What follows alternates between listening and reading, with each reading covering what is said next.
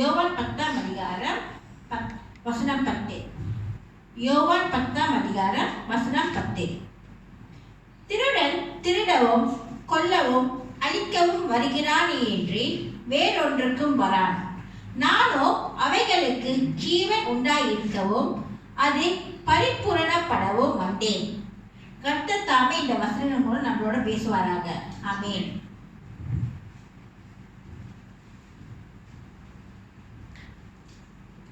The scripture reading is taken from John chapter 10 verse 10. John chapter 10 verse 10. The thief does not come except to steal and to kill and to destroy. I have come that they may have life and that they may have it more abundantly. Amen. நாமத்துக்கு சூசம் உண்டாவதாக. மறுபடியுமாக கூட ஜீவனுடைய தேவனுடைய வார்த்தையை உங்கள் மத்தியிலே கொண்டு வரும்படி தேவன் கொடுத்த மகாபுரிய கிருபைக்காக கர்த்தரை ஸ்தோத்திரிக்கிறேன். நன்மையான நேரத்தில் கூட தெய்வ பிரசன்னத்துக்குள்ளாக நம்ம உட்கார்ந்துருக்கிறோம். நிச்சயமாக தேவன் நம்மளோடு கூட இடைப்படுவார், பேசுவார். கர்த்தர் ஸ்தோத்திரம். வாசித்த அந்த வசனம் நம்ம பார்த்தீங்கன்னா, திருடன் திருடவும் கொல்லவும் அழிக்கவுமே அன்றி வேறு ஒன்றுக்கும் வரான். ஆனால் இயேசு வந்தது நமக்கு ஜீவனை கொடுக்கவும் அது பரிபூர்ணப்படவுமே அவர் வந்தார். இந்த வார்த்தை கொண்டு தேவன் நம்மளோடு கூட இடைப்படணும், பேசணும். கண்களை மூடி நம்ம செபிப்போம். அப்பா ஸ்தோத்திரிக்கிறோம். மகிமையின் ராஜா நீர் ஐயா, இதோ அந்த நாளிலும் இந்த வார்த்தை எங்களுடைய இதயத்தின் ஆழத்தை தங்கும்படி, இந்த வார்த்தையின் ஆசீர்வாதத்தை நாங்கள் அபிஷேகமாக இந்த நாளில் எடுத்து செல்லும்படி எங்களுக்கு கிருபை செய்யும். நீர் கொடுத்த வார்த்தை, நீர் ஒவ்வொருவரோடு பேசும் வார்த்தை, எங்களுக்காக நீர் வைத்திருக்கும் ஆசீர்வாதத்தை குறித்து, மேன்மையான வல்லமை குறித்து கர்த்தாவே இந்த நாளில் அவையாக சுதந்திரத்துக் கொண்டவர்களாக நாங்கள் கடந்து செல்ல எங்களுக்கு கிருபை செய்யும். அந்த ஒவ்வொருவரையும் கூட கர்த்தாவே நீர் ஆசீர்வதித்து இந்த நாளில் ஒருவரும் வெறுமையாய் போகாதபடி இந்த ஆசீர்வாதத்தோடு கூட இந்த அபிஷேகத்தோடு கடந்து செல்ல நீ உதவி செய்யும். ஆவியானவரே பேசும். எல்லா துதி கன மகிமை சோஸ்திரம் உங்க ஒருவருக்கே ஏறெடுத்தேன் அப்பா. இயேசுவின் மூலமே வேண்டி நிற்கிறோம் எங்கள் ஜீவனில் வாழும் நல்ல பிதாவே. ஆமென் ஆமென். கர்த்தர் நாமத்தை ஸ்தோத்திரம். இந்த வாசித்த வசனத்தை நீங்க பார்த்தீங்கன்னா, இந்த வார்த்தை யோவான் எழுதின, அப்போஸ்தலனாகிய யோவான் எழுதின இந்த வார்த்தை. அப்போஸ்தலனாகிய யோவான் நீங்க பார்த்தீங்கன்னா வேதத்துல 5 புக் எழுதியிருக்காரு. என்னென்ன புக் தெரியுமா? யோவான் சுவிசேஷம், 1 யோவான், 2 யோவான், 3 யோவான், கடைசியா ரெவலேஷன், வெளிப்படுத்தின விசேஷம். இந்த 5 புத்தகத்தையும் எழுதிந்து இந்த அப்போஸ்தலனாகிய யோவான். ஓகேங்களா? இந்த 5 புத்தகத்தையும் நீங்க பார்த்தீங்கன்னா அவர் மெயினாக பேசுகிற ஒரே ஒரு காரியம் என்ன தெரியுங்களா? ஜீவன் ஜீவன் நித்திய ஜீவன் நித்திய ஜீவன் தான் நீங்கள் நிறைய வாசிக்கும் போது பார்க்குற ஒரு காரியம். ஸோ இந்த நாளிலும் கூட நம்ம அந்த ஜீவனை குறித்தும் நித்திய ஜீவனை குறித்தும் தான் பார்க்க போகிறோம். ஓகேங்களா? ஸோ நீங்கள் பார்த்தீங்கன்னா இயேசுக்கு 12 சீசர்கள் இருந்தாங்க. அந்த 12 சீசர்களில் ஒருத்தர் தான் இந்த அப்போஸ்தலனாகிய யோவான்.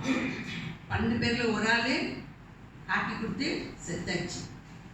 ஆனால் 11 பேரில் இந்த யோவான் தான் முதிர் வயதில், அதாவது வயசு ஆகி பயங்கரமான ஒரு வயசில் இறந்தது பார்த்தா இந்த யோவான் தான். ஏன் அப்படி இறந்தாருன்னு பார்த்தீங்கன்னா, கடைசி காலத்தில் அவர் கொண்டு போய் எங்கே போட்டுருவாங்கன்னா ஒரு 10 தீவில் போட்டுருவாங்க. அவருடைய கடைசி காலம் யாருமே இல்லாத ஒரு ஸ்தலத்தில். அந்த இடத்துல தான் அவர் தேவனோடு சஞ்சரித்தார். அந்த இடத்துல தான் அவர் வெளிப்படுத்தின விசேஷத்தை எழுதவும் செய்தார். ஸோ நமக்கு இந்த யோவான் மூலம் அவர் வைத்த அந்த வார்த்தைகள் மூலம் ஜீவனை குறித்தும் நித்திய ஜீவனை குறித்தும் தேவன் இந்த நாளில் நம்மளோடு கூட இடைப்பட்டு பேசுவார். கர்த்தர் ஸ்தோத்திரம். இந்த ஜீவனை குறித்து நம்ம ஆதி ஆகமத்திலே வாசிக்கலாம். நீங்கள் பார்த்தீங்கன்னா ஆதியிலே ஆதாமுக்குள்ள தேவன் இந்த ஜீவனை வைத்தார். சரிங்களா? மண்ணினால் உருவாக்கி அதுக்கப்புறம் ஜீவ சுவாசத்தை ஊதினார், அவன் ஜீவாத்மான். அந்த இடத்துல நம்ம வாசிக்கலாம். ஆனால் இன்னைக்கு இன்னொரு வசனத்தை வாசிப்போம். அங்கே உள்ளதும் இங்கே உள்ளதும் ரெண்டும் கனெக்ஷனாக உள்ள ஒரு வசனம் வசனம் இருக்கு. நீங்க ரோமர் 5ஆம் அதிகாரம் வசனம் 17 to 19 வாசிச்சோம்னா அந்த ரெண்டு காரியத்தையும் இங்க நம்ம புரிந்து கொள்ளலாம். ரோமர் 5.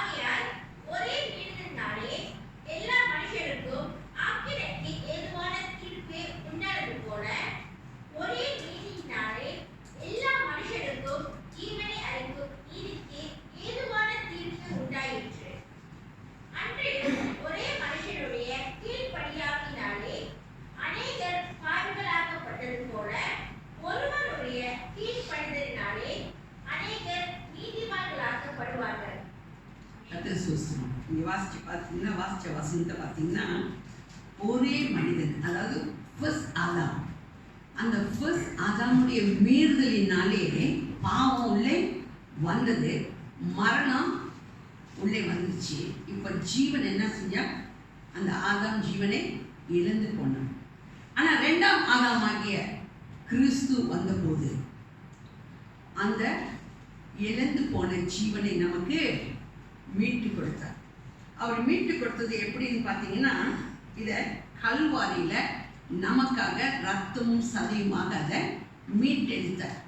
அங்கே ஆதாம் இழந்து போன ஜீவனை இங்கே 2ஆம் ஆதாமாகிய கிறிஸ்து நமக்காக மீட்டெடுத்தார். ஸோ இந்த மீட்டெடுத்த இந்த ஜீவனை நம்ம எப்படி பெற்றுக்கொள்கிறோம்? அது ரொம்ப முக்கியமான ஒரு காரியம்.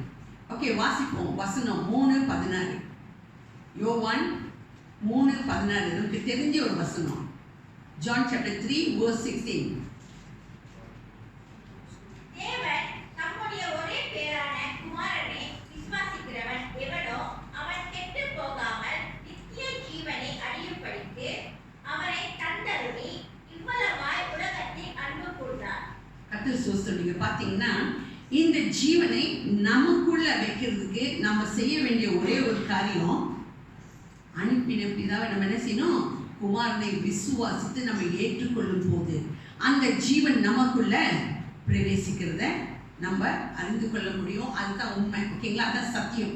ஸோ நம்ம விசுவாசித்து இயேசு கிறிஸ்துவை ஏற்றுக்கொள்ளும் போது ரட்சிப்புக்குள்ள நம்ம கடந்து வரோம். அந்த ஜீவன் கிறிஸ்துவோடு கூட நமக்குள்ள வேலை பார்க்க ஆரம்பிக்கும். நீங்க பார்த்தீங்கன்னா அதான் இன்னொரு வசனமும் பார்க்கணும். யோவான் 5:24. எல்லா வசனமும் இந்த நித்திய ஜீவனை, இந்த ஜீவனை எப்படி நம்ம பெற்றுக்கொள்வது, அதுக்குள்ள தேவன் எப்படி கிரியை செய்கிறார் என்ற காரியத்தை தான் நாளில் பார்க்க போகிறோம். யோவான் 5:24. என் வசனத்தை கேட்டு என்னை அனுப்பினவரை விசுவாசிக்கிறவனுக்கு நித்திய ஜீவன் உண்டு. அவன் ஆக்கினை தீர்ப்புக்குட்படாமல் மரணத்தை விட்டு நீங்கி ஜீவனுக்குட்பட்டிருக்கிறான் என்று மெய்யாகவே மெய்யாகவே உங்களுக்கு சொல்லுகிறேன். கர்த்தர் நாமத்துக்கு ஸ்தோத்திரம். 2 தரம் அவரை மெய்யாகவே மெய்யாகவே என்று சொன்னா அது கன்ஃபார்ம் பண்றது. அதாவது உங்களுக்கு ஆக்கினை தீர்ப்பு இல்லை, நீங்க இயேசு கிறிஸ்துவை ஏற்றுக்கொண்டு கிறிஸ்து உங்களுக்குள்ள வந்துட்டார்னா உங்களுக்கு நித்திய ஜீவன் உண்டு, ஆக்கினை தீர்ப்பு கிடையாதுன்றது அர்த்தம். ஓகேங்களா?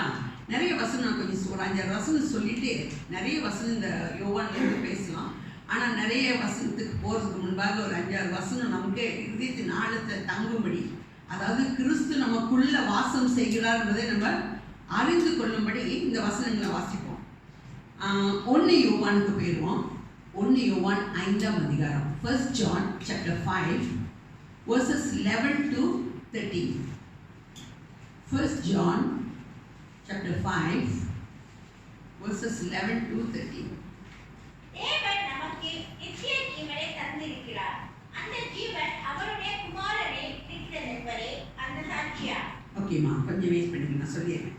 அடுத்த வசனத்துக்கு போகிறதுக்கு முன்பாக தேவன் நமக்கு நித்திய ஜீவனை தந்திருக்கிறார். அந்த ஜீவன் யாருக்குள்ள இருக்கு? அவருடைய குமாரனுக்குள்ள இருக்கு. ஓகே, 12வது வசனம். குமாரனை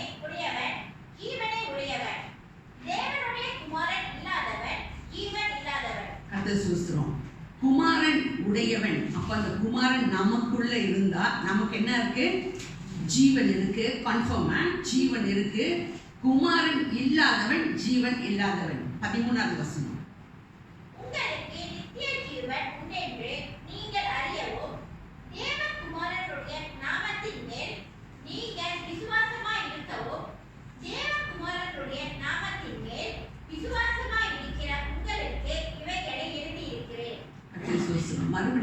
மறுபடியும் சொல்ற ஒரு காரியம், குமாரன் உங்களுக்குள்ள இருந்தா நீங்கள் அதை விசுவாசித்து கிறிஸ்துவை ஏற்றுக்கொண்டால் உங்களுக்குள்ள ஜீவன் இருக்கு. நித்திய ஜீவன் உங்களுக்குள்ள இருக்கு. மறுபடியும் தேவன் சொல்கிறார்.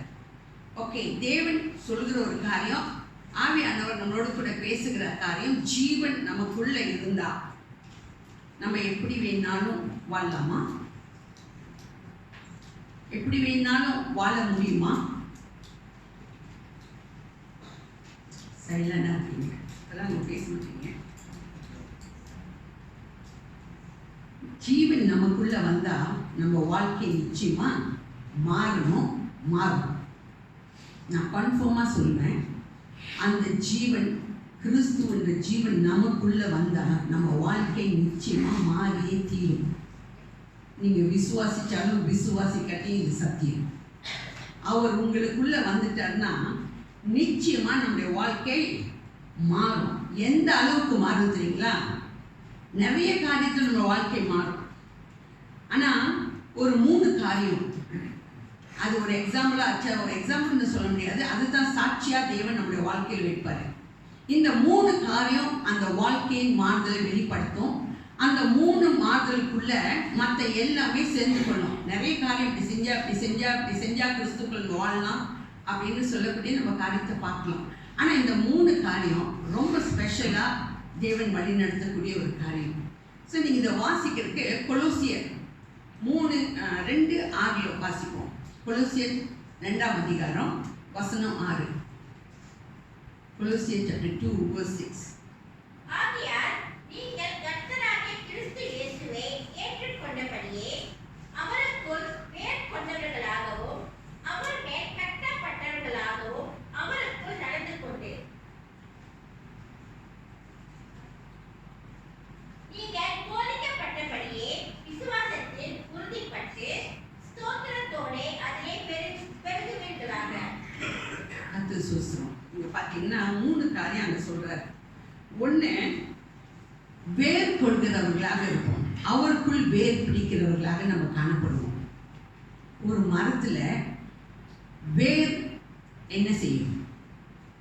ஒரு மரம் இருந்துச்சு, அந்த மரத்தோட வேர், நான் சும்மா எக்ஸாம்பிள் சொல்றேன், இப்படி ஏன் வேர் கொள்ளணும்னு சொன்னார்னா நமக்கு அது புரியுற மாதிரி சொல்லணும்னா, ஒரு மரத்துக்கு வேர் இருந்தால் அந்த மரம் என்ன செய்யும்? உயிரோடு. ஓகே, அந்த மரம் என்ன செய்யும்னா தண்ணீரை உறிஞ்சிக்கொள்ளும். அந்த மரத்துக்கு வேண்டிய சத்து அந்த வேறு எடுத்துரும். ஓகேங்களா? அப்போ அந்த மரம் எப்படி இருக்கும்? உயிரோடு இருக்கும், செழிப்பாக இருக்கும். சரிங்களா? அந்த வேர் தான் அந்த தண்ணீரை உறிஞ்சிக்கொள்ளும். இப்போ நம்ம கிறிஸ்துவுக்குள் வேர் கொண்டவர்களா இருந்தா தேவனுடைய வார்த்தையை நம்ம என்ன செய்வோம்? பெற்றுக்கொள்வோம். ஜெபத்திலும் நம்ம உறுதியா இருப்போம். 2 காரியம். மரம் எப்படி அந்த வேர் மூலியமா தண்ணீரையும் சக்தியும் எடுக்குதோ அது பிரகாரமா தேவனுடைய வார்த்தை கொண்டும் ஜெபத்திலும் நம்ம அந்த செழிப்புக்குள்ள நம்ம வளர முடியும். நீங்க சண்டே ஸ்கூல்ல படிச்சு கொடுத்துருப்பீங்க ஒரு பாட்டு, ஒரு பழைய பாட்டு, read your Bible, pray every day, it will makes you grow. இது நடக்கும். நீங்க வேதத்தை வாசிக்க உங்களுக்கு புரிஞ்சாலும் சரி புரியாவிட்டாலும் சரி, நீங்க வாசிக்க அந்த வேத வசனம் ஒரு நாளைக்கு மேபி ஆரம்பத்தில் அது புரியாம இருக்கும். 10 வாசிக்கும் போது ஒரே ஒரு வசனம் தான் புரியும். ஆனா நாட்கள் பட நீங்க வாசிக்க ஆவியானவர் ஒன்னொன்னா நமக்கு கற்றுக் கொடுக்க ஆரம்பிப்பார். ஸோ நீங்க வாசிக்க அந்த வசனம் நம்மளை பலப்படுத்திட்டே வரும். ஏன்னா நம்ம ஆத்மாவோட சாப்பாடு அந்த வேத வசனம் தான். நம்ம ஆத்மா வளரணும்னா நமக்கு தேவை இந்த வேத வசனமும் ஜெபம். ஸோ நம்ம ஆத்மா வளரும். ஸோ நீங்கள் என்ன செய்யும், அப்படி ஆத்மா வளரும் போது நம்ம செழிப்பாக நம்ம காணப்படுவோம். ஃபர்ஸ்ட் தேவன் சொல்லக்கூடிய ஒரு ஃபர்ஸ்ட் காரியம். ரெண்டாவது அவருக்குள் கட்டப்படணும். எப்படி நம்ம அவருக்குள் கட்டப்படணும்? நீங்கள் 2 வகை கட்டப்படுதல் நம்ம எப்போதும் வாசிப்போம். ஒன்று மணல் மேல் கட்டுறது, இன்னொன்று கற்பாறையின் மேல் கட்டுறது. ஸோ நம்ம யார் மேல் கட்டணும்? யார் மேல் கட்டுனா நம்ம நிற்போம். மணல் மேல் கட்டுனா தண்ணி வந்து அடிச்சுட்டு போயிடும். ஸோ பல பிரச்சனைகள் பல காரியங்கள் வந்து அடிச்சுட்டு போயிடும். ஆனால் நம்ம கற்பாறை மேல் கட்டப்படணும். ஸோ கட்டப்படணும்னா அவரை சார்ந்து கொள்ளணும். அவர் சொல்லிக் கொடுக்கும் பாதையில் அநேக நேரத்தில் பார்த்தீங்கன்னா நம்ம செய்யக்கூடிய காரியத்தில் நமக்கு ஞானம் கொடுப்பாரு. சில காரியங்கள் நம்ம நடக்கிறோம், கரெக்டாக வரும். சில காரியத்தில் எவ்வளோ ப்ரே பண்ணாலும் எவ்வளோ காரியம் செஞ்சாலும் என்ன செய்யுதுன்னே தெரியாது. அப்படிப்பட்ட சூழ்நிலைகள் நம்ம தேவனுடைய சமூகத்தை என்ன செய்யணும்?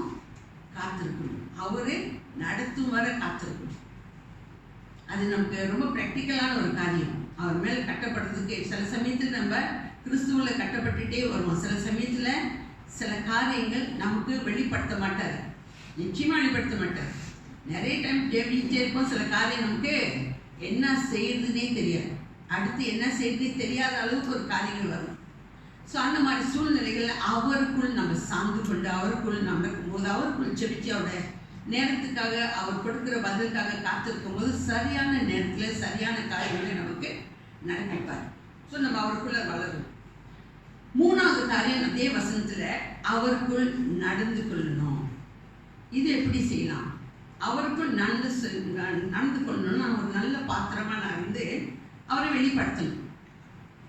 அவருக்குள் நடந்து கொள்ளணும். அவரோடு கூட காரியங்கள் செய்யணும்னா ஒரு நல்ல பாத்திரமாக அவரோடு கூட நடக்கணும். ஃபர்ஸ்ட் நான் மாறணும், என் வாழ்க்கையை மாறணும்.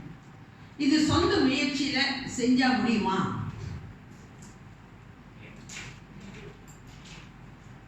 எத்தனை பேர் சொல்றீங்க முடியும்? நான் சொந்த முயற்சி செஞ்சால் என் வாழ்க்கை மாறிடும். நான் சொல்கிறேன் முடியாது. ஒருவேளை செய்யறதுக்கு முயற்சி செய்யலாம், கொஞ்சம் நடிக்கவும் செய்யலாம். அதான் உண்மை. கொஞ்சம் நடிக்கலாம். ஓகே, நான் அந்த மாதிரி மாறிட்டேன்னு கற்றுக்குள்ள நம்ம நடிக்கிற மாதிரி செய்யலாம். ஆனால் அது உண்மை கிடையாது. ஒருவேளை நீங்கள் முழுசாக ஒப்பு கொடுக்கும் போது தேவனுடைய சமூகத்தில், ஐயா நான் உமக்காக உம்முடைய சாயலாக வாழணும், உமக்கு பிரியமாக வாழணும், சாட்சியாக வாழணும் அப்படின்னு செபிப்பீங்க. சில பிரச்சனைகள் உங்களை தேடி வரும். சில சூழ்நிலைகள் உங்களை தேடி வரும். பார்த்துருக்கீங்களா? அடுத்த சாட்சி எழுதுறீங்களா? அந்த பிசாசு இதெல்லாம் கேட்டுட்டு நீங்கள் ஜெபிக்கிற ஜெபத்தை கேட்டு ஒரு காரியம் செய்யணும். எப்படி உங்களை தேவனை விட்டு பிரிக்கலாம்? நீங்கள் என்ன ஜெபிப்பீங்க?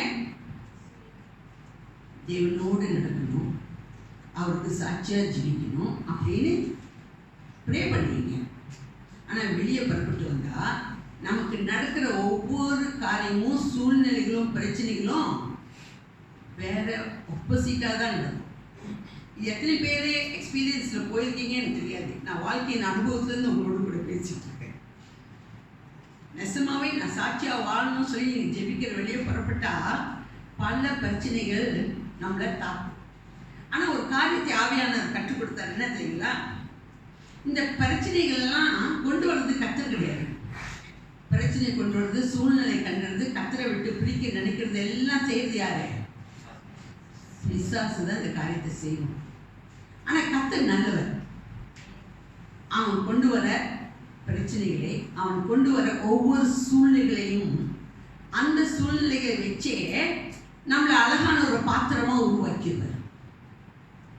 நீங்கள் பார்த்தீங்கன்னா நம்ம போகிற பாதைகள், நம்முடைய சூழ்நிலைகள், நம்முடைய பிரச்சனைகள் நம்மளை ஒரு நல்ல பாத்திரமாக, நல்ல ஒரு பொக்கிஷமாக உருவாக்கிடுவார். இது நம்ம கற்று செய்து கொண்டிருக்கிற ஒரு காரியம். ப்ராக்டிக்கலாக நீங்கள் உங்கள் வாழ்க்கையில் நீங்கள் கடந்து போகிற ஒவ்வொரு பாதையில் நீங்கள் இப்படி ஜெபிச்ச மறு நிமிஷம் ஒரு காரியம் வரும். குடும்பத்தில் காரியம் வரும், பிள்ளைகளை குறித்து காரியம் வரும், வேலை குறித்து காரியம் வரும். ஏதாச்சும் ஒரு காரியம் கொடுத்து, ஐயோ எனக்கா இந்த பிரச்சனை, ஏன் இந்த பிரச்சனை, இது எப்படி மேற்கொள்றது, நிறைய காரியம் போட்டு அப்படியே மண்டையை உடைச்சிக்கலாமான்னு இருக்கும். என்கிட்ட கேட்டீங்க, நான் ஒன்றே ஒன்று செய்வேன். எனக்கு தெரியும் எதுவும் செஞ்சாலும் எப்படி செஞ்சாலும் ஒன்றும் நடக்காது. போயிட்டு நிம்மதியாக தேவ சமூகத்தில் என்ன செய்வேன்? அழுதுருவேன். ஏன்னா என்னால் ஒன்றுமே செய்ய முடியாது. அடுத்து நீங்கள் எல்லாத்தையும் செய்யறதுக்கு நீங்கள் மட்டும்தான் இடைப்பட்டா காரியங்கள் முடியும். ஸோ நிறைய நேரத்தில் நம்முடைய வாழ்க்கையில் தேவன் இதை கொண்டு, அதாவது அவர் பிரச்சனையை உள்ளுக்கு அனுமதிக்க மாட்டாரு. விசுவாசிங்க, அவரு எந்த சூழ்நிலை உருவாக்கி தேவனை விட்டவங்களை பிரிக்க மாட்டாரு. பிரிக்கிறதெல்லாம் வேற ஒருத்தன். ஆனால் அவன் கொடுக்கும் சூழ்நிலையை வச்சு கர்த்தர் நம்மளை அழகா உருவாக்கி எல்லா காரியத்தின் மத்தியிலும் நம்மளை ஒரு நல்ல பாத்திரமா, நீங்கள் பார்த்தீங்கன்னா ஒவ்வொரு பிரச்சனை மத்தியிலும் நீங்கள் கடந்து வரும்போது நீங்கள் வேற விதமாக உருவாக்கப்பட்டிருப்பீங்க. ஆனால் அது கொஞ்ச நாள் ஆகும்போது இதை மறுபடியும் கடந்து வரும்போது நீங்களே உங்களை திரும்பி பார்த்தா நீங்கள் அப்படி உருவாக்கப்பட்டிருக்கிறது உங்களுக்கே தெரியும். நீங்களே பார்ப்பீங்க, தேவன் அப்படியாக உங்களை உருவாக்கி ஒரு நல்ல பாத்திரமா நிறுத்திருக்கிறான்றத நீங்கள் கண்டு கொள்ளலாம். என்ன அடையாளம்னு கேட்டிங்கன்னா, இது வரைக்கும் துதி ஆராதனை, துதி எல்லாமே வேறுபடும். துதி வேறுபடும், ஆராதனை வேறுபடும், உங்கள் வேத வாசிப்பு வேறுபடும், உங்கள் பேச்சு வேறுபடும், நிறைய காரியம் ஓகேங்களா. உங்களோட ஊழியம் வேறுபடும். இதெல்லாமே உங்களோட வாழ்க்கையில் ஒவ்வொன்றா வேறுபடுறது. வேறு லெவலுக்கு கர்த்தர் உங்களை கொண்டு போகிறத நீங்கள் பார்க்கலாம். உங்களோட கண் கூட உங்களோட சாட்சியை, உங்களோட காரியத்தை நீங்கள் பார்க்கலாம். இது தேவன் நம்முடைய வாழ்க்கையில் நடப்பித்து கொண்டு இருக்கிறார். எத்தனை பேருக்கு அது புரியுதே எனக்கு தெரியல. ஆனால் நிறைய நேரத்தில் நம்ம செபிச்சோன்னா உடனே ஒரு பிரச்சனை வந்து எப்படி நீங்கள் மேற்கொண்டீங்க எனக்கு தெரியல. ரொம்ப கஷ்டமாக இருக்கும். இது அடுத்த ஸ்டேஜ் என்ன செய்யணும்னே கூட தெரியாது, எப்படி செய்யறது கூட தெரியாது. ஆனால் கர்த்தர் அதை அழகான முறையில் அதை உருவாக்கி நம்மளையும் அதுக்குள்ளே நடந்து செல்வதற்கு கர்த்தர் கிருபை செய்வார். இது நிறைய காரியத்தை நடத்தி கொண்டு இருக்கிறார். நான் விசுவாசிக்கிறேன். உங்களோட வாழ்க்கையும் அது மாதிரி நடந்து கொண்டு இருக்குன்னு நான் விசுவாசிக்கிறேன். இன்னொன்று, இந்த ஜீவனுக்குள் அந்த கிறிஸ்துவின் ஜீவன் நமக்குள்ளே இருக்கும்போது நம்முடைய வாழ்க்கை இந்த உலகத்துக்கு கொஞ்சம் வித்தியாசமாக தான் இருக்கு. அது நிச்சயமான ஒரு காரியம். ஸோ நம்ம கொஞ்சம் காரியம் இந்த ஜீவனை குறித்து பார்த்தோம். இந்த ஜீவன் நமக்கு ஒன்று தெரியும். ஆதியில் இந்த ஜீவன் எங்கே இழந்து போனது?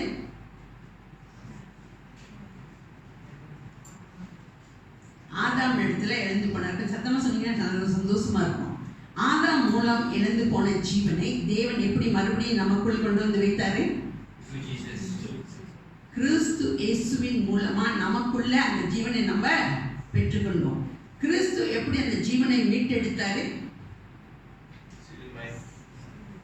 கல்வாரியில ரத்தமும் சதையுமாக நமக்காக அந்த ஜீவனை மீட்டெடுத்தார். பிசாசு நினைச்சான் இயேசுவை கொண்டுட்டா எல்லாம் முடிஞ்சிச்சின்னு நினைச்சான். ஆனா இயேசு மரிச்சா இழந்த ஜீவனை அவர் பெற்றுக்கொள்வார் என்பதே அவனுக்கு மறைக்கப்பட்ட உண்மை. சரிங்களா? அவனுக்கு மறைக்கப்பட்ட உண்மை. கிறிஸ்து சிலுவையில மரிச்சா அந்த ஜீவனை மறுபடியும் பெற்றுக்கொள்வாரு. அந்த ஜீவன் நமக்குள்ள அவர் வைத்துறன்றத பிசாசுக்கு அவர் மறைச்சிட்டார். அதனாலதான் இயேசுவை கொண்டுட்டா எல்லாம் முடிஞ்சிச்சுன்னு நினைச்சான்.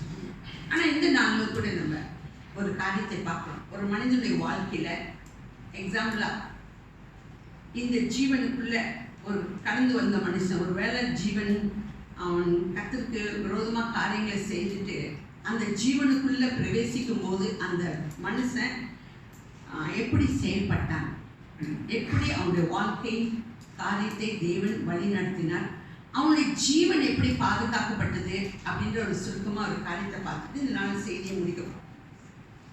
ஓகே, இந்த நாள் பார்க்க போகிற ஒரு மனுஷனுடைய வாழ்க்கை வந்து சவுலோட வாழ்க்கை. எல்லாத்தையும் உங்களுக்கு தெரிஞ்ச ஒரு வாழ்க்கை அந்த சவுலோட வாழ்க்கை.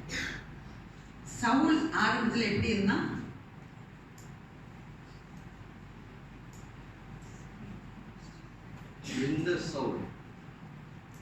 எந்த சவுலா?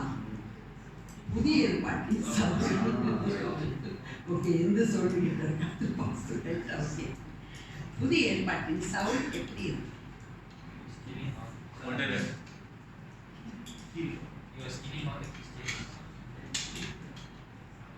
கெட்டவனா நினைச்சிட்டீங்களா?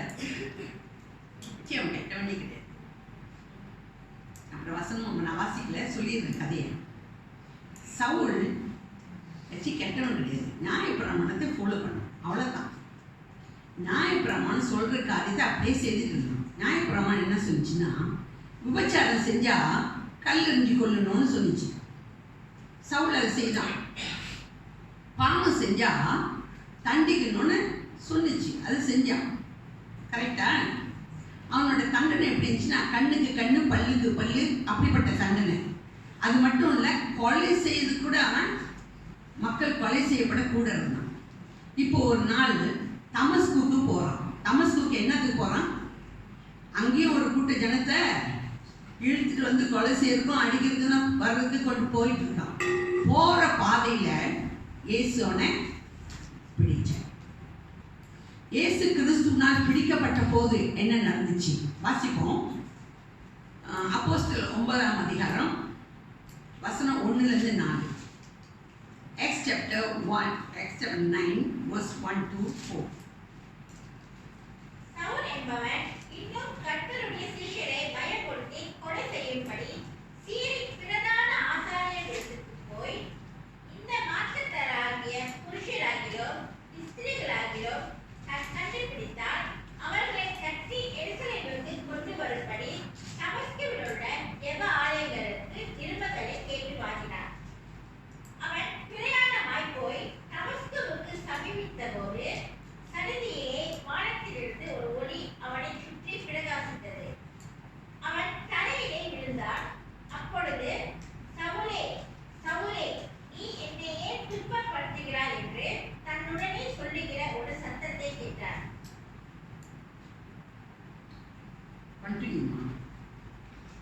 அதற்கு அவன், ஆண்டவரே, நீ யார் என்றார்.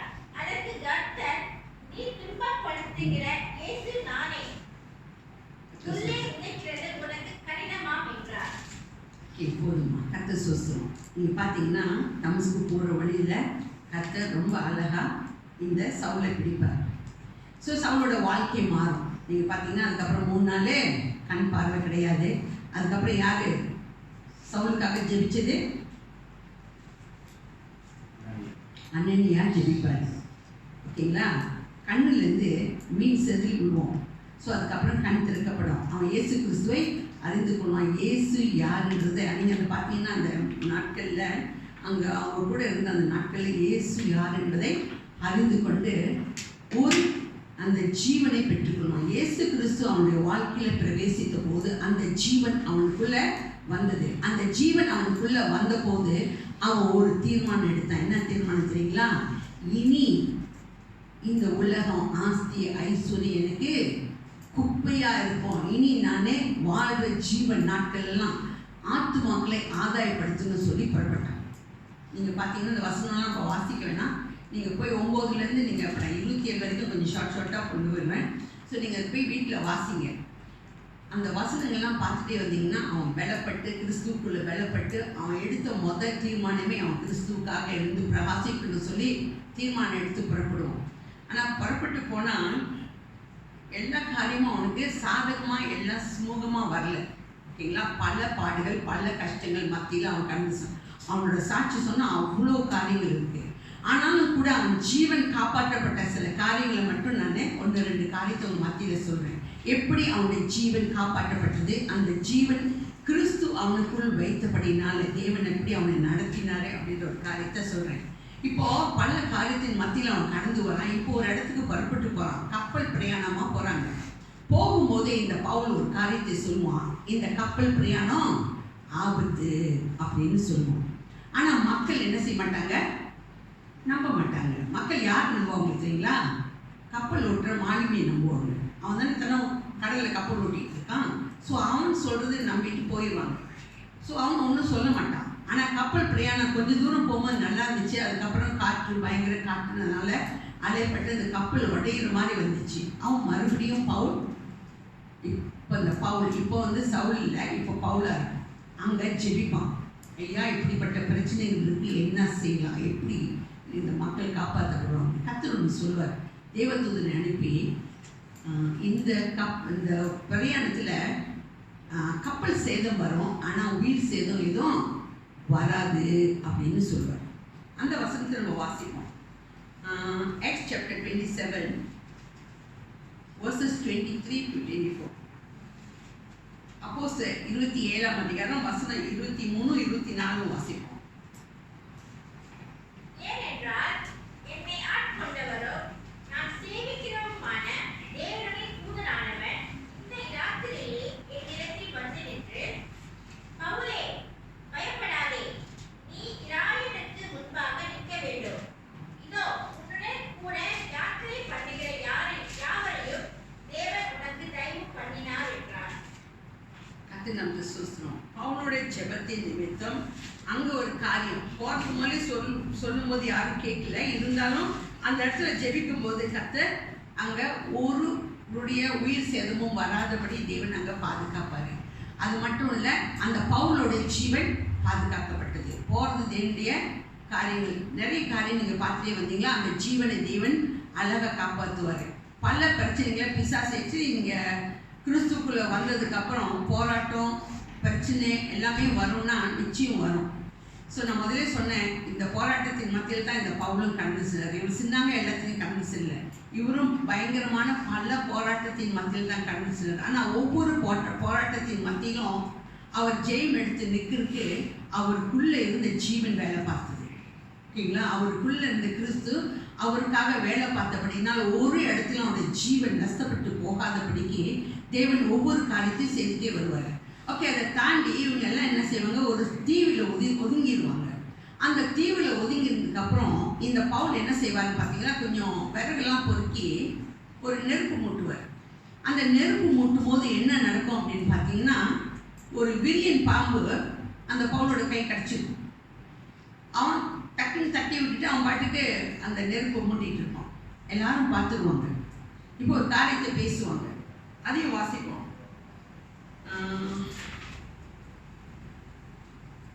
Acts chapter 28 3 to 6 வாசிப்போம். Acts chapter 28 3 to 6. பவுல் சில விறகுகளை வாரி அந்த நெருப்பின் மேல் போடுகையில் ஒரு விரியன் பாம்பு அனலத்து புறப்பட்டு அவனுடைய கையை கவ்விக்கொண்டது. விஷப்பூச்சி அவன் கையிலே தொங்குகிறது. அந்நியராகிய அந்த தீவான் கண்டபோது, இந்த மனுஷன் கொலைபாதகன், இதற்கு சந்தேகமில்லை, இவன் சமுத்திரத்திற்கு தப்பி வந்தும் பலியானது இவனை பிழைக்க ஒட்டவில்லை என்று தங்களுக்குள்ளே சொல்லிக் கொண்டார்கள். அவன் அந்த பூச்சியை தீயில் உதறி போட்டு ஒரு தீங்கும் அறியாதிருந்தார். அவனுக்கு வீக்கம் கண்டு அல்லது அவன் சனியாய் விழுந்து சாவான் என்று அவர்கள் பார்த்துக் கொண்டிருந்தார்கள். நெடு நேரமாய் பார்த்துக் கொண்டிருந்தும் ஒரு சேதமும் அவனுக்கு வராததை கண்டபோது வேறு சிந்தையாகி இவன் தேவன் என்று சொல்லிக் கொண்டார்கள். முதல்ல என்ன சொன்னாங்க, கடல்ல கப்பல் சேதம் வந்துச்சு, இவன் ஜீவன் போயிருக்கணும். ஏன்னா அங்கேயே அவன் கொலைப்பாதனை. ஸோ அங்கேயே ஜீவன் தப்பி இங்கே வந்துட்டான். இங்கே வந்தானே இந்த விரியன் பாம்பு என்ன செய்யலாம், இவனை விடலை, இவனோட ஜீவன் எடுக்கப்படி இந்த விரியன் பாம்பு வந்துருச்சு அப்படின்னு சொன்னாங்க. கொஞ்ச நேரம் பார்த்துட்டே இருந்தாங்க. அவனுக்கு எதுவும் நடக்கல, அவன் நார்மலாக இருந்தான். அப்படி என்ன சொல்கிறாங்க, இவன் தேவன் போல இருக்கு, இவன் தேவ மனிதன்னு சொல்லிட்டாங்க. டிஃப்ரெண்ட் பார்த்தீங்களா? ஸோ ஆனால் இந்த ஜீவன் நெசமாக விரியன் பாம்பு கடிச்சா ஒரு மனுஷன் உயிரோடு இருக்க முடியாது. அது 100%. ஏன்னா அதோட அந்த அந்த விரியன் பாம்பு கடி வந்து அவ்வளோ ஒரு விஷம் இருக்கான். அது கடிச்சிட்டு உயிரோடு இருக்க முடியாது. ஆனால் அவனுடைய ஜீவன் எடுக்கிறதுக்கு தேவன் அனுமதிக்க கிடையாது. ஸோ அந்த விஷ பூச்சி அவனை சேதப்படுத்தலை, அடுத்தது தப்பி வரான். ஸோ அதுக்கப்புறம் பார்த்தீங்கன்னா அவன் தொடர்ந்து ஊழியத்தில் கடந்து செல்கிறான். ஊழிய பாதையில் அவன் கடந்து செல்லும் போது ஒரு இடத்துல என்ன செய்கிறாங்கன்னா, அடுத்து போகிற ஊழியத்தில் யூதர்கள், வேற ஆள் கிடையாது, யூதர்கள் அவனை பிடிச்சி அடித்து கடைசி சொட்டு ரத்தம் சிந்தும் வரை அவனுடைய ஜீவன், கடைசி சொட்டு ரத்தம் போயிடுச்சுன்னா அந்த ஜீவன் முடிஞ்சிச்சுன்னு அர்த்தம். அப்படித்தானே? ரத்தம் முடிஞ்சிருச்சுன்னா ஜீவன் போச்சு சொல்லி தூக்கி வீசிட்டு போயிடுவாங்க. ஸோ சீசர்கள் வருவாங்க. அந்த வசனத்தை நம்ம வாசிக்கணும். அப்போஸ்தலர் 14 Acts chapter 14 verses 19 to 21. பின்பு அந்தியோகியாவிலும் இக்கோனியாவிலும் இருந்து சில யூதர்கள் வந்து ஜனங்களுக்கு போதனை செய்து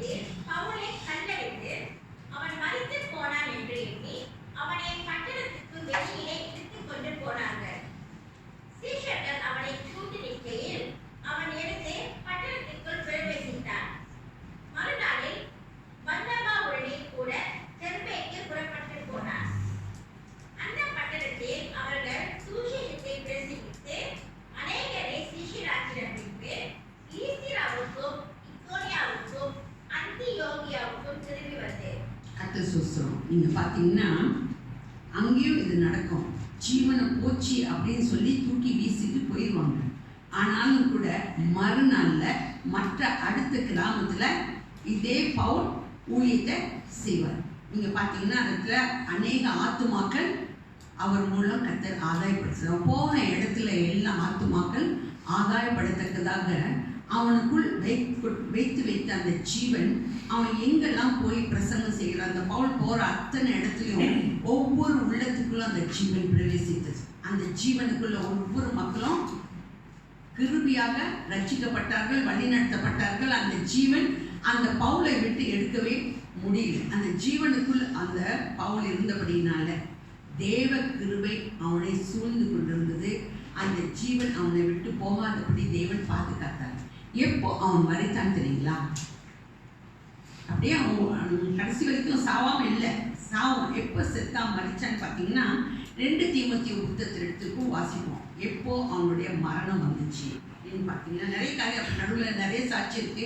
அவனுடைய ஊழியத்தில் தேவனை ஒவ்வொன்றும் பாதுகாத்து அவனுடைய ஜீவனை பாதுகாக்கிற கிருபை நிறைய காரியங்கள் இருக்கு. ஆனாலும் கூட கடைசியாக வந்துடுறேன். 2 தீமோத்தேயுல எப்போ அவன் மரணப்பட்டான்? 2 தீமோத்தேயு 4ஆம் அதிகாரம் வசனங்கள் 7, 8 வாசிப்போம்.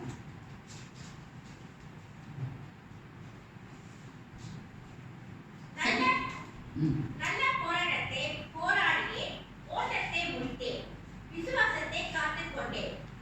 இது முதல் நீதியின் கிரீடம் எனக்காக வைக்கப்பட்டிருக்கிறது. நீதியுள்ள நியாயாதிபதியாகிய கர்த்தர் அந்நாளிலே அதை எனக்கு தந்தருளுவார். எனக்கு மாத்திரமல்ல, அவர் பிரசன்னமாகுதலை விரும்பும் யாவருக்கும் அதை தந்தருளுவார். எப்போ அவருக்கு மரணம் வருதுன்னா, நல்ல போராட்டத்தை போராடினேன். என்ன சொன்னார்? ஓட்டத்தை முடிச்சேன், விசுவாசத்தை காத்துக்கொண்டேன். அவர் 3 காரியம் சொல்றார்.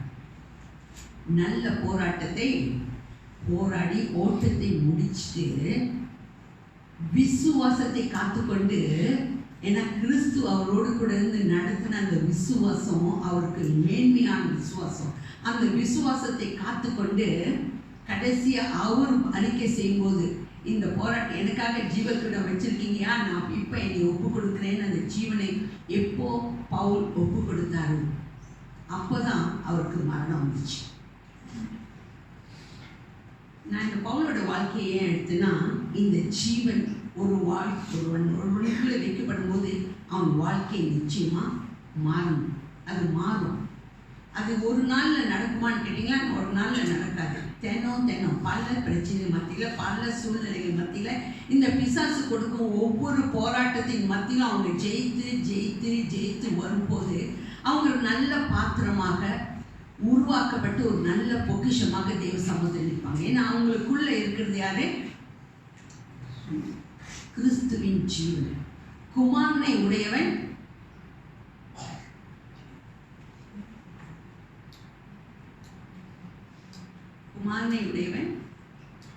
ஜீவனை உடையவன். ஓகேங்களா? நான் முதல் ஸ்டார்ட் பண்ணும்போதே சொன்னேன், குமாரனை உடையவன் ஜீவனை உடையவன். ஸோ குமாரன் நமக்குள் இருந்தா நம்ம யாரு? ஜீவன் உள்ளவன். நமக்குள்ள கிறிஸ்து இருக்கிறார். நம்முடைய வாழ்க்கை நிச்சயமா மாறுமா மாறாதா? நிச்சயமா மாறும். நமக்கு நித்திய ஜீவன் தேவன் வைத்து வைத்திருக்கிறாரா இல்லையா? வைத்து வைத்திருக்கிறார். நான் மாற மாட்டேன், நான் இப்படி தான் போயிடுவேன், இந்த காரியம்லாம் நம்ம சொல்லவே முடியாது. அவர் நித்திய ஜீவன் நமக்காக வைத்திருந்தால் சரியான பாத்திரமா சரியான பொக்கிஷமா உருவாக்கி அந்த நித்திய ஜீவனுக்குள் பிரவேசிக்கும் வரைக்கும் நம்முடைய ஜீவனை தேவன் பாதுகாக்கும். நம்முடைய வாழ்க்கையின் போராட்டம் நிறைய இருக்கு, உண்மைதான். நம்முடைய வாழ்க்கையின் பல சூழ்நிலைகள், பல பிரச்சனைகள் இருக்கிறதும் உண்மைதான். ஆனால் அத்தனை பிரச்சனைகள் மத்தியிலும் நமக்குள் ஆட்கொண்ட தேவன் நம்முடைய வழி நடத்த போதுமானவர். இந்த நாளிலும் கூட தேவன் நமக்கு சொல்லிக் கொடுக்கும் காரியம், அந்த ஜீவன் நமக்குள் தேவன் வைத்திருக்கிறார். அந்த ஜீவன் உள்ளவர்களாய் நம்ம நடக்கணும். அது ஒரு நாள்ல நடக்கும் நான் சொல்லவே மாட்டேன். ஏன்னா ஒரு நாள்ல நமக்கு விசுவாசம் வரும், அப்புறம் விசுவாசம் போயிடும், விசுவாசம் வரும். ஏன்னா பிரச்சனைகள் வந்தோடனே நம்ம விசுவாசம் தளர்ந்து போயிடும். ஆனா பவுலோட விசுவாசம் நீங்க பார்த்தீங்கன்னா கடைசி வரைக்கும் நல்ல போராட்டத்தை போராடி முடிக்கு வரோம், அந்த ஓட்டத்தை முடிக்கு வரோம், அந்த விசுவாசத்தை காத்துக்கொள்ளக்கூடிய ஒரு கிருபை அந்த ஜீவனுக்குள்ளே இருந்து அவனுக்கு புறப்பட்டு கொண்டே இருந்தது. அவன் பலப்பட்டு கொண்டே ஓடினான். ஆத்துமாக்களை ஆதாயப்படுத்த, ஊழியம் செய்ய, எல்லா மத்தியிலையும் பிரச்சனை ஒவ்வொரு பிரச்சனை, கப்பல் உடஞ்சி போகிற அளவுக்கு விரியன் பாம்பு கடிச்சு, பல சூழ்நிலைகளை அடித்து கல்லெறிஞ்சு தூக்கி வீசி பல பிரச்சனைகள் வந்தாலும் கூட நம்முடைய வாழ்க்கையில் நம்ம போராடுற காரியம் நிறைய ஒரு வேலை இருக்கும். ஆனால் இந்த காலை வேலை தேவன் நம்மளோடு சொல்லக்கூடிய ஒரு காரியம், அந்த ஜீவன் உங்களுக்குள் வைக்கப்பட்டிருக்கு. நிச்சயமாக அந்த ஜீவன் நமக்குள் வைக்கப்பட்டிருக்கிறதுனால தேவன் நமக்கு வரும் அத்தனை பிரச்சனைகள் மத்தியிலும் நம்மளை பாதுகாத்து நடத்துவார் என்பது நிச்சயமான ஒரு காரியம். அப்படியே நம்ம கண்களை முடிச்சோம் செய்வோம். அப்பா, உண்மை ஸ்தோத்திரிக்கிறோம், உண்மை துதிக்கிறோம், உண்மை நமஸ்கரிக்கிறோம் ராஜா. இதோ அந்த நாளிலும் கூட தகப்பனே, திருடன் திருடவும் கொல்லவும் அழிக்கவுமே வருகிறானே அன்று வேறு ஒன்றுக்கும் வரான் என்று சொன்ன கர்த்தர், அப்பா இயேசுவே, நீர் வந்தது எங்களுக்குள் ஜீவன் கொடுக்கும், அது பரிபூர்ணப்படவும் நீர் வந்தீர் ராஜா. அது பரிபூர்ணப்படுத்தி உமக்காக இந்த ஓட்டத்தை ஓடி முடிக்க விசுவாசத்தை காத்துக்கொள்ளக்கூடிய ஒரு அபிஷேகம், ஒரு வழிநடத்தல், ஒரு ஆசீர்வாதம் இந்த காலை வேளையிலும் எங்கள் மேல் ஊற்றும்படி கர்த்தாவே எங்களை தாழ்த்தி உடைய சமூகத்தில் ஒப்புக் கொடுக்கிறோம். நீர் அப்படி செய்கிற கர்த்தர் ஐயா, எங்கள் ஜெபத்துக்கு நீர் பதில் கொடுக்கிற தேவனாய் இருக்கிற அதற்காக நன்றி செலுத்துகிறோம். முற்றிலுமாய் கூட கர்த்தாவே எங்களை ஒப்பு கொடுத்தவர்களாய் உங்களுடைய சமூகத்தில் நாங்கள் ஜீவன் பெற்றவர்களாய் இங்கு அமர்ந்திருக்கும் போது எங்களோட ஓட்டம் உமக்காக ஓடத்தக்கதாக நீர் கிருபை செய்யும் வழி நடத்தும்.